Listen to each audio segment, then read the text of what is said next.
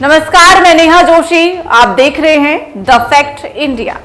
राजस्थान के मुख्यमंत्री अशोक गहलोत ने दावा किया था कि 2020 में पार्टी में बगावत के दौरान वसुंधरा राजे और बीजेपी के दो अन्य नेताओं ने सरकार बचाने में उनकी मदद की थी। गहलोत ने कहा कि वसुंधरा राजे नहीं चाहती थी कि उनकी सरकार गिरे। हालांकि गहलोत के दावे को झूठा बताते हुए वसुंधरा राजे ने कहा कि वे विधानसभा चुनाव हारने के डर से ऐसा बयान दे रहे हैं। पूर्व सीएम और बीजेपी नेता वसुंधरा राजे को कांग्रेस सरकार के लिए संकट मोचक बताया।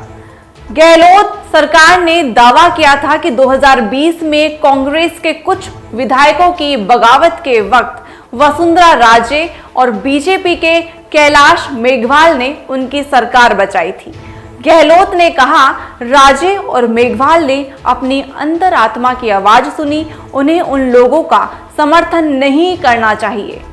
यही वजह है कि हमारी सरकार बच गई। मैं घटनाक्रम को कभी नहीं भूलूंगा। इतना ही नहीं, अशोक गहलोत ने एक बार फिर सचिन पायलट खेमे पर बीजेपी से करोड़ों रुपए लेने का आरोप लगाया। उन्होंने धौलपुर के राजाखेड़ा के पास महंगाई राहत कैंप की सभा में कहा कि उस वक्त हमारे विधायकों को 10 से 20 करोड़ रुपए बांटे गए। उन्होंने अपीली अंदाज में कहा कि वह पैसा अमित शाह को वापस लौटा दें। साथ ही सीएम ने कहा भी, अगर आपने उनमें से कुछ खर्च कर दिया है मुझसे ले लीजिए, लेकिन पैसे वापस कर दे। गहलोत 2020 के जिस राजनीतिक घटनाक्रम की बात कर रहे हैं उसके लिए आपको अतीत में जाना होगा। बात जुलाई 2020 की है, जब उमस भरी गर्मी में राजस्थान का सियासी पारा ऐसा चढ़ा कि हर कोई हैरान रह गया। 11 जुलाई 2020 को तत्कालीन डिप्टी सीएम सचिन पायलट ने अपनी ही सरकार के खिलाफ बगावत का झंडा बुलंद कर दिया और यहां उन्होंने अपनी ही पार्टी के 19 विधायकों का साथ मिला। इन विधायकों के साथ पायलट गुरुग्राम के मानेसर स्थित रिजोर्ट में जा पहुंचे। 12 जुलाई को पायलट ने अशोक गहलोत सरकार के अल्पमत में आ जाने का ऐलान कर दिया और सरकार को गिराने के संकेत देने लगे। वहीं गहलोत के समर्थक में 80 से अधिक विधायक जयपुर के एक होटल में शिफ्ट किए गए। इन विधायकों ने की थी बगावत, जिनका नाम मैं आपको बता देती हूं। विश्वेंद्र सिंह, रमेश मीणा, भंवरलाल शर्मा, दीपेंद्र सिंह शेखावत, हेमाराम चौधरी, गजेंद्र सिंह शेखावत, रामनिवास कावड़िया, इंद्रराज गुर्जर, गजराज खटाणा, राकेश पारिक, मुरारीलाल मीणा, पीआर मीणा, वेद प्रकाश सोलंकी, सुरेश मोदी, मुकेश भाकर, हरीश मीणा, सुरजेश ओला, अमर सिंह। सचिन पायलट की बगावत की वजह राजस्थान पुलिस के स्पेशल ऑपरेशन ग्रुप एसओजी के एक नोटिस को बताया गया, जिसे विधायकों की खरीद फरोख्त के आरोप में भेजा गया था। पायलट गुट ने आरोप लगाया कि गहलोत के इशारे पर यह नोटिस भेजा गया। सचिन पायलट पेट से ही नहीं आरोप लगाया था कि सरकार में होते हुए भी उनकी बातों को अहमियत नहीं दी जा रही है।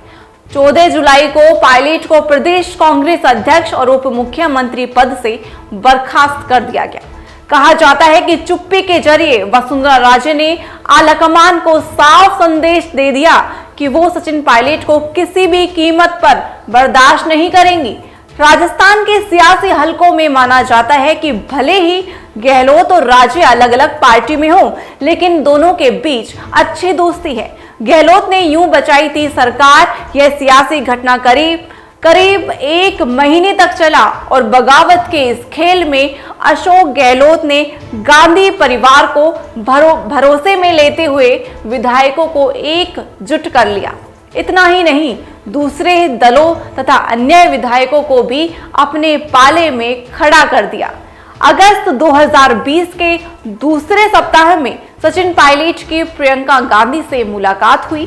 कई मुद्दों पर बातचीत के बाद कुछ शर्तों पर सचिन पायलट मानने को राजी हुए।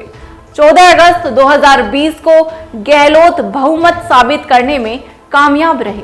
इसी तरह राज्य सरकार पर आया सियासी संकट टल गया। इसके बाद कांग्रेस हाईकमान ने 3 वरिष्ठ नेताओं की एक कमेटी राजस्थान मामले के लिए बना दी। कमेटी ने अपनी रिपोर्ट तैयार करने में लंबा समय लगा दिया। इस दौरान गहलोत के सियासी दबदबे के आगे किसी नेता की एक न चली। वहीं पायलट का दांव खाली रह गया। वो ना तो कांग्रेस विधायकों को अपने पाले में कर सके और ना ही बीजेपी में उनकी एंट्री हो सकी। गहलोत सरकार तो बच गई, लेकिन पायलट पर एक दाग हमेशा के लिए रह गया। इस पर आपका क्या कुछ विचार है, हमें कमेंट करके जरूर बताएं। आप देख रहे हैं द फैक्ट इंडिया, मैं आपके साथ नेहा जोशी।